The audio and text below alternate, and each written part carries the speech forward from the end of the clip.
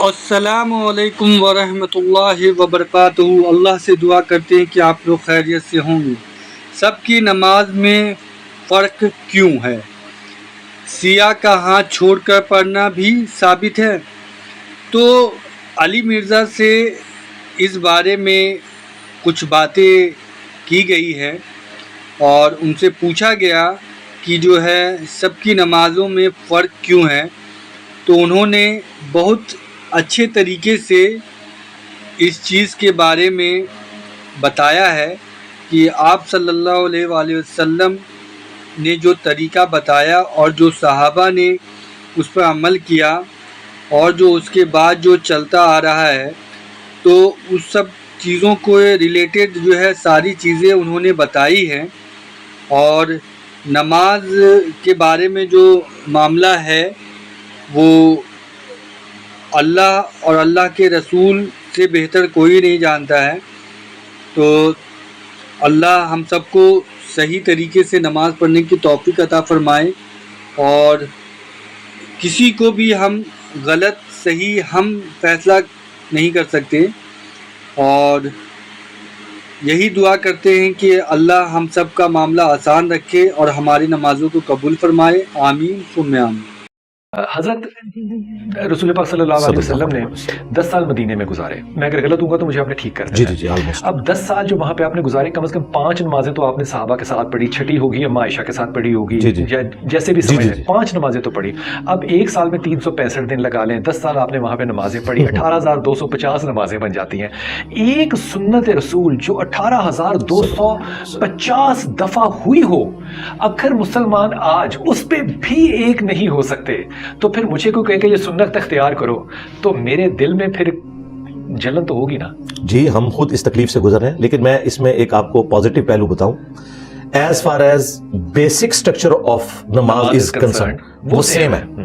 یہاں پہ اگر 4 بندے بیٹھے ہوئے ہیں، کسی کی بازو نہیں ہے، کسی کی آنکھ نہیں ہے، کسی کا پاؤں نہیں ہے، سب کو انسان ہی بولا جائے گا۔ ٹھیک، بکش نماز تو وہی ہے جو حرم مکہ میں حرم مدینہ میں پڑھی جا رہی ہے، جو بخاری اور مسلم میں لکھی ہوئی ہے۔ لیکن ہمارے سب کانٹیننٹ میں چونکہ ایک خاص فقہ نے حکومتی لیول کے اوپر غلبہ حاصل کر لیا، پہلے بنو عباس کے ذریعے 3 براعظموں میں، اور بعد میں پھر سلطنت مغلیہ کے ذریعے ظاہر اورنگزیب عالمگیر نے فتاوی عالمگیری لکھوایا احناف کا، اور یہ حنفیوں کا سلسلہ شروع ہوا۔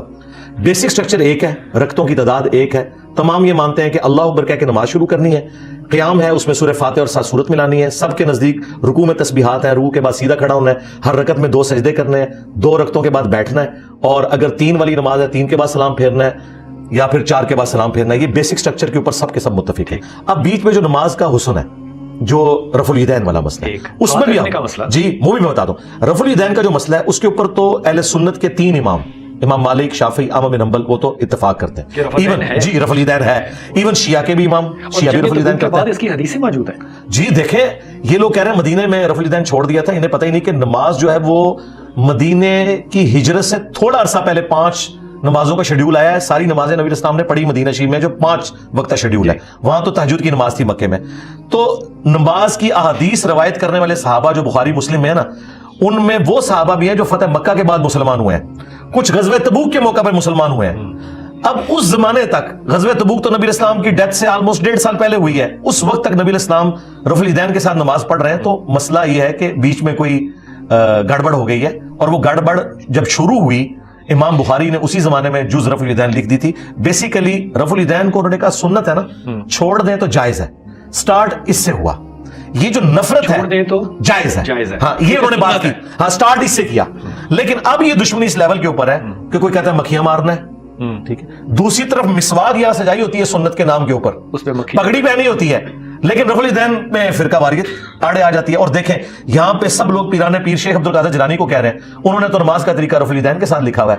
اگر پیران پیر کو نماز کا طریقہ، ان کے نزدیک تو پیران پیر ہے نا، ہم بھی انہیں ایک ریسپیکٹیبل پرسنالٹی مانتے ہیں، تو اگر تمہارے پیروں کے پیر کی نماز غلط ہے، مکھیاں مارنا ہے، تو اصل مسئلہ ہے کہ تمہاری نماز خراب ہے، تمہارے پیر کی نماز تو درست تھی۔ تو اپنے پیر کو فالو کیوں نہیں کرتے؟ وہ کہتے ہیں کہ جی ہم فقہ میں امام حنیفہ کے فالوور ہیں، پیری مریدی میں ان کے فالوور ہیں۔ ہم کہتے ہیں بھئی پیر تو آپ کی آخرت کو اور رسول اللہ صلی اللہ علیہ وسلم کے ساتھ تمہارا رشتہ مضبوط کر رہا ہے تو یقیناً نبی الاسلام کے نقش قدم پہ ہے, تو وہ جو نماز پڑھ رہے ہیں تو نبی الاسلام سے سیکھی ہوگی. اور یہ بھی آپ کے لیے, ان لوگوں کے لیے. ہم تو کہتے ہیں بخاری مسلم کھولیں, نماز کا طریقہ وہی ہے جو شیخ عبد القادر جیلانی نے لکھا ہے, خود انہوں نے ادھر سے کاپی کیا ہوا. اچھا بہت سے اختلافات, ہاتھ باندھنے پہ میں بات کر دوں. دیکھیں ہاتھ باندھنے کے حوالے سے اہل سنت کے ہاں ہاتھ چھوڑنے کی روایتیں بھی ہیں, ہاتھ باندھنے کی بھی ہیں. میں کچھ نمازیں اہل سنت کے ہاں جی اہل سنت ہاتھ چھوڑنے کی بھی ہیں. عبداللہ ابن زبیر مصنف ابن ابی شیبہ میں, جنہوں نے نماز حضرت ابو بکر سے سیکھی اور انہوں نے رسول اللہ سے سیکھی صلی اللہ علیہ وسلم, وہ ہاتھ چھوڑ کے نماز پڑھتے تھے. اہل سنت جو ہے وہ چھوڑ جی پڑھتے ہیں آل اوور دا ورلڈ. مالکی تو آلموسٹ سارے ہاتھ چھوڑ کے نماز پڑھتے ہیں, اگرچہ ان کی کتاب الموطا امام مالک میں ہاتھ باندھنے والی حدیث بھی ہے, اور وہی حدیث امام بخاری نے بھی لی امام مالک سے چند واسطوں سے. ہاتھ باندھنا بھی سنت ہے, ہاتھ چھوڑنا بھی سنت ہے. اس کو کوئی اس طریقے سے اختلاف نہیں بنانا چاہیے. میں دونوں طریقے سے نماز پڑھتا ہوں. نماز جمع کرنا سنت ہے. نماز جمع کرنا رسول اللہ صلی اللہ علیہ وسلم کا زندہ معجزہ ہے. آپ سوچ رہے ہوں معجزہ کیوں کہہ رہا ہوں, کیونکہ آپ علیہ السلام نے جب نمازیں جمع کی, صحیح مسلم میں اوپر تلے 10 احادیث ہیں 1628 سے 1637 تک. تو ابن عباس سے پوچھا تابعین نے کہ نبی علیہ السلام نے بغیر خوف کے, بغیر بارش کے, بغیر سفر کے, بغیر کسی وجہ کے, ہاں جی, مدینہ شریف میں نمازوں کو کیوں جمع کیا؟ انہوں نے کہا تاکہ امت کے لیے کوئی تنگی باقی نہ رہے اور آسانی ہو جائے. آج پوچھیں یورپ اور امریکہ میں جن بیچاروں کو آدھا گھنٹے کا وقفہ ملتا ہے دن کے وقت جاب کے لیے, وہ میں کہتا ہوں نماز پڑھیں, اس کے بعد پڑھیں اللہم صلی علی محمد وعلی آل محمد. صدق رسول اللہ, رسول اللہ نے سچ کہا تھا کہ امت کے لیے آسانی ہے کہ نماز قضا نہیں ہو سکتی. یہاں پہ بھی آرمی چیف ہوں, پرائم منسٹر ہوں, جن کی مصروفیات ہیں, زور اثر کو جمع کریں, مغرب اور عشاء کو جمع کریں, 3 اوقات میں 5 نمازیں پڑھ لیں, آسانی ہے. اور وجہ کوئی بھی نہ ہو جائے, چاہے کوئی وجہ نہ ہو, یہ آسانی ہے. تو اس پہ اختلاف کیوں ہے؟ یہ صرف اہل تشیع کے ساتھ کیوں جوڑ دیا؟ جی اس لیے کہ اہل تشیع بھی دوسری ایکسٹریم پہ چلے گئے. یہ جواز کی حد تک تھا, اور اس شخص کے لیے تھا جس کی زندگی ان چیزوں سے عبارت ہے کہ اس کے لیے مینج کرنا مشکل ہے, مصروفیات کی وجہ سے. جی اچھا, لیکن شیعہ نے اسے روٹین بنا لیا. سنیوں نے کہا اچھا آپ نے روٹین بنایا نا, ہم اس کو غلط کہیں گے. اگرچہ ہماری مسلم شریف میں 10 حدیثیں لکھی رہے, وہ تو کس نے پڑھنی, وہ تو عربی میں لکھی ہوئی ہیں. ہم دوسری ایکسٹریم پہ جائیں گے. اور آپ کو بتاؤں شیعہ کی جو نہج البلاغہ کتاب ہے, مولا علی نے جو اپنے زمانے میں گورنروں کے نام ایک خط لکھا ہے, اس میں 5 نمازوں کے الگ اوقات بتائے ہیں.